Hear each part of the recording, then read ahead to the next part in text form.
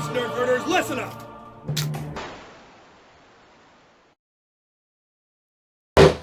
Welcome back, I'm Captain Xavier, and as the video title would suggest, this is going to be a video on how to deal with this clipped together malarkey, whether it be the Elite 2.0 line, or the Alpha Strike line, or whatever we see in the future, because if it turns out Hasbro saves millions of dollars in manufacturing doing this, and still turn a profit, there's a real good chance their competitors are going to follow suit, or that Hasbro will extend it to all of their lines. So, best to be prepared. Doom, gloom, all that jazz. So we're going to look at some tools, because having the right tool for the right job makes more of a difference than most people realize. It can make an absolute world of difference just having one simple tool. So we're going to take a look at the two items that were the most suggested. In my critical review of the Volt, I requested people to give me ideas for tools that they thought would work. A number of people recommended what I had actually mentioned in the video, which were cell phone or laptop repair tools. It's used for popping off the bezels and the shells and whatnot of laptops and computers. I thought I had ordered a variety pack. It turns out it was just 9 or... I have 9. There's probably supposed to be 10 and I lost one. Maybe there's only 8. I don't know. But they're actually all the same. They're flat on one side with a wedge and then some kind of a little notch, probably for cables or whatnot, and then just a sharpened stylus looking thing on the other side. It's actually frighteningly sharp. But we'll see if they can hold up to the stress of trying to open up one of these shells, if it can overcome the clips and all of that, if they're strong enough. And then the other one that was recommended to me that I never would have thought of, because it's not an area that I have any knowledge of, were car trim removal tools. And that's, like I said, not something I ever would have thought of because I'm not into cars. I would never have thought to type the word car trim removal tool into Amazon while looking for tools for this. So the fact that people suggested that, I looked into them. The set of 8 of these was $6.50, and a set of these was $6. So they're very inexpensive, and I have a really good feeling that these are going to actually work very, very well. I think these might work, but just probably not as well. But I'm going to start with them. So obviously we pop that out. First step, as we discovered last time, is to take off this grip. So we're going to see if this tool can get in under... Oh yeah, yes it can. Yeah, that was easier than with a screwdriver, just because it's probably a little bit sharper. I don't know how long they'll hold up, just based on, abuse, though you could probably sharpen them with a file if they started getting dulled or damaged. Next thing, obviously, is we need to take out these two clips, though I've opened this blaster so many times that they no longer actually lock in place at all, and you can just use your fingers to tweak it open. But then from then on, you can actually use these to essentially leapfrog through the shell by getting one in putting one in place and then putting in another one, getting it in place, and so on and so forth, until you can get the whole shell open. They do seem strong enough, they're not tweaking or anything, so that's good. Now we can move along the top. I am in frame, good.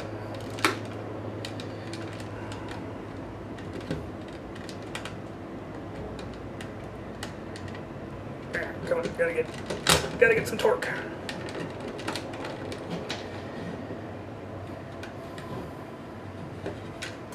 Oh, interesting.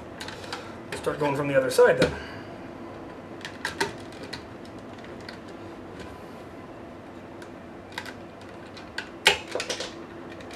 There we go. Okay, is that enough? Can we get it open now? We can! Lovely. Okay. As I said in the critical reviews, most of the clips in this blaster, at least, are very solidly reinforced.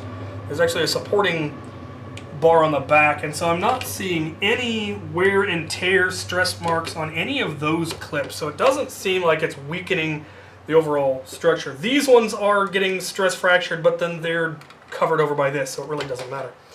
But yeah, these do work. You can, like I said, leapfrog through to pop it all open. They do have the strength, though I am seeing some damage on the edges They're probably just not meant to be getting shoved into things the way that I'm shoving them in, but they will work.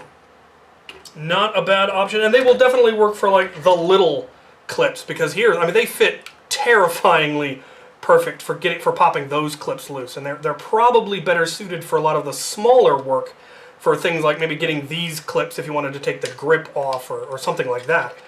So it wouldn't be a bad idea to have a set of those just in case that ends up being necessary.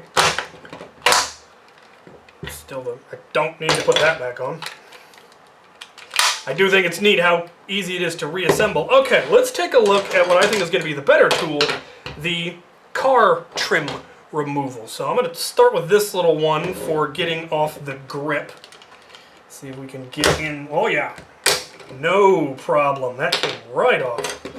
Now, dealing with those two clips, that obviously wouldn't be able to reach in there, but something like this that has the tines would be able to get in there. Though, like I said, they're so warped you don't need it. However, I can use the tines here to tweak that open.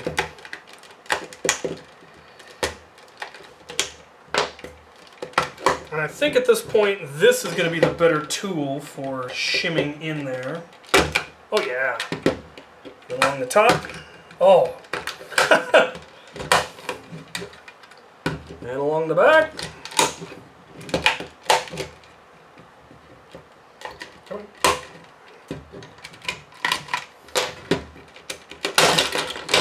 All right. Yeah. These are much better. The downside is, of course, that it tends to pop apart a little more violently, and you end up throwing your internals all over the place, which will be more of an issue with the more complicated ones. I will be covering more of the blasters. I've got 3 more 2.0 blasters lined up for critical reviews that I will get to eventually. No, the Warden's not on the list. But yeah, these are definitely the tool that I prefer. They definitely allow you to pop that open real quick, between having the ones with the tines and just how much wider of a wedge that is and how wide the blade is, being able to get in there and just torque it. Again, I'm seeing some damage on the tip, which eventually might make it so it's not sharp enough to get in under things, but again, you could probably sharpen that with a file when the time comes. And then, I mean, like I said, they were $6 when they wear out. You can buy a new set. Popping that together is just very satisfying. Come on, there we go. So yeah, I would recommend getting a set of both of these and adding it to your Nerf modding tool set. These, because they're a lot finer, and there's all sorts of places where these might come in handy. Things for like getting screws out and springs out, as well as popping clips. But these are definitely the tools that I would get for popping open the shells. Now we'll see in the future when I start opening up the other blasters, the ones that supposedly have solvent welding, whether these can pop that solvent weld or not. So stay tuned for future critical reviews, because these tools will feature in them when I go to do the review and open up those blasters in the near future. So there you have it. Thank you for those of you who recommended the tools. These are definitely the best tool that I have so far. If anyone has any other suggestions for things you think would work better than these, do feel free to comment down below. Both of these are available on Amazon. Just look for, either phone repair kit or laptop bezel removal tool or car trim removal tool for these. There's lots of varieties, variations, different colors. I, of course, got orange and black because it's me. So there you have it. Hope this was helpful. Thank you for watching. Meh.